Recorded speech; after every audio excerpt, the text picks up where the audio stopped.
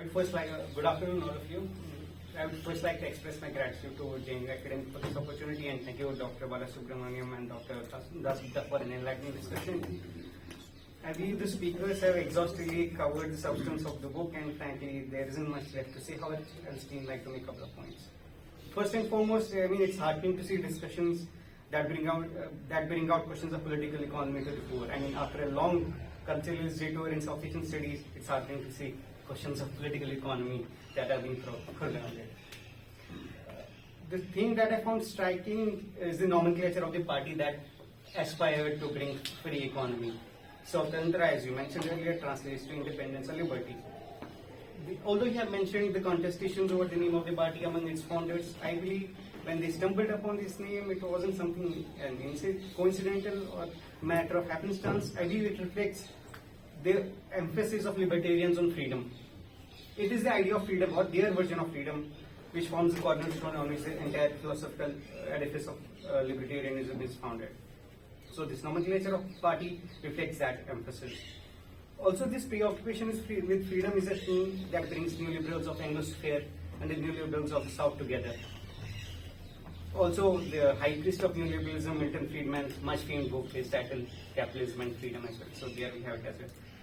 Although some figure like Craig Calhoun might argue that this hyper-fixation of freedom eviscerates and cannibalizes other ideals such as democracy and equality. The role of think tanks in incubating these ideas and dissemination of these ideas. It is much prevalent in the Anglo-Saxon sphere, as is extensively documented by Daniel Stedman Jones' seminal book Masters of the Universe, Hayek, Friedman, and the Birth of Neoliberal Politics. However, contrary to the Western world, these ideas were communicated through vibrant print culture in India. Although the chapter that deals with the interaction among Western and Indian neoliberals suggests that, in my opinion, that neoliberalism in post-colonial India took a modular form where the ideas were fomented in the Western think tanks and emulated here. The flow of economic ideas appears to be unidirectional in the manner that there were some figures such as economist B.R. Shenoy who acted as nodes in this network and simply relate these ideas to post-colonial India. I believe what you insinuate is there was dearth of original economic thinking, particularly in the neoliberal intellectual sphere for the first 2 decades at least. If you would like to answer that.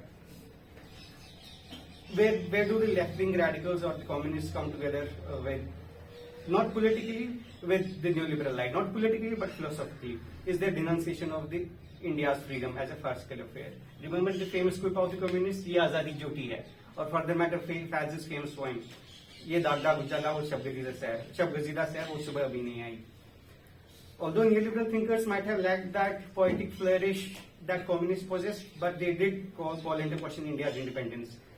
Particularly Raja Gopalachary's formulation and his neologism, which I believe is a seminal contribution to Indian political economy, is the permit and license Raj. My emphasis is on the suffix Raj, which I believe is a masterstroke in political communication. One, it is deeply immersed in anti-colonial and nationalistic idiom, and second, it intends to invoke the resemblance of the central planning with the predations of the British Raj. We also discussed that these ideas particularly take hold in southern and western parts of India because of multiple reasons. However, what is missing from this discussion is the eastern part, particularly the state of West Bengal. I believe that deserved a mention for two notable reasons. One, at the time of decolonization, it had a substantial industrial base, besides a long history of maritime trade and well-developed network of ports. Second, it was the state that suffered most on account of Nervian policies such as freight equalization. So it should have been a fertile ground for ideas such as free economy to take hold. Instead, after a brief spell of Congress rule, it falls into the lap of communists. 30 years. I mean, brief as compared to the communist rule. 34 and 30. Yeah. Now, addressing the elephant in the room, that is the Hindu nationalism. What makes neoliberal ideas so amenable that they can be co-opted by not only authoritarian ideologies such as Hindu nationalism, but other xenophobic and culturally nativist ideologies? In case of India, we have seen neoliberal ideas have been lapped up by the Hindu right, and they have advanced their own culturalist agenda. They seem to be fit and working hand in glove. Can we have neoliberalism that is dedicated to free markets and civil liberties and at the same time jettisons religious and cultural bigotry? Or can we have what Priya Chapu calls marketized Hindutva? Is it the only game in the town? Thank you.